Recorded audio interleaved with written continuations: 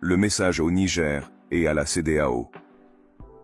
De ce point de vue, il a tenu à lancer Urbi et Orbi le présent message au peuple frère du Niger, au regard de la situation anxiogène causée par le coup d'État survenu à Niamey, avec la destitution du président Mohamed Bazoum, et les menaces à peine voilées d'instauration d'une crise aux conséquences incalculables.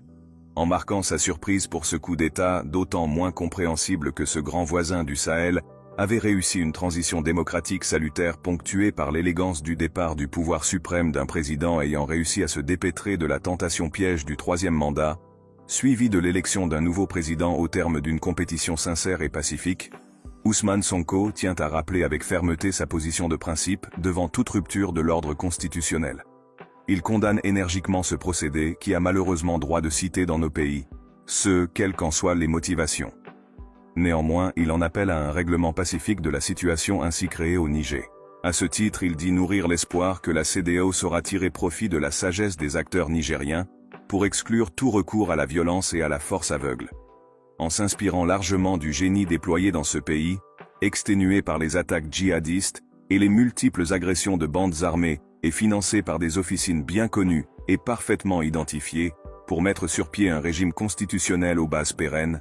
la CEDEAO est en tout état de cause, mise au devant de son devoir de faire en sorte d'éviter d'entraîner toute la région dans un embrasement susceptible de générer des conséquences incalculables.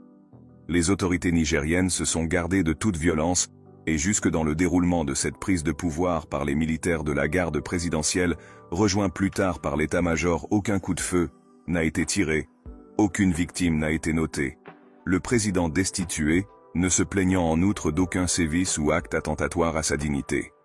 Très récemment, sur le territoire d'États membres de la communauté, et en d'autres occurrences des morts, ont été dénombrés par dizaines lors de manifestations des populations civiles, et toutes sortes d'exactions sur des jeunes aux mains nues ont été exercées dans l'indifférence totale de cette CEDEAO, qui à l'occasion a confirmé son nom de club des chefs d'État,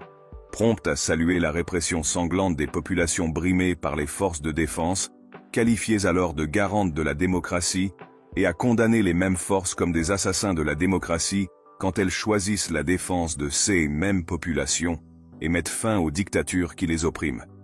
Monsieur Sonko estime opportun de mettre en garde solennellement la CEDEAO à renoncer à l'usage de la force dans cette situation créée au Niger, dans laquelle tout le monde est convaincu qu'elle ne joue tout au plus qu'un rôle peu glorieux de force supplétive, pour des intérêts parfaitement identifiés. Le peuple frère nigérien, peuple pacifique s'il en est, connu et réputé pour sa légendaire diplomatie de bon voisinage basée sur une cohabitation pacifique avec tous les peuples africains, assume visiblement la passation de pouvoir dont il partage dans une écrasante majorité les motivations profondes. À cet égard, il ne saurait confier à nul intervenant la possibilité ou le droit d'intervenir dans ces affaires de souveraineté qu'il est parfaitement à l'aise pour traiter. Fût-ce à la CEDEAO. La CEDEAO pour sa part est invitée à abandonner toute velléité de mettre le feu dans cette sous-région qui a beaucoup souffert des nombreux crimes de la colonisation et de la néocolonisation et qui entend enfin tourner la page. Le président Sonko tient à marteler, enfin, son opposition radicale à toute intervention du Sénégal dans ce conflit qui ne saurait être le sien.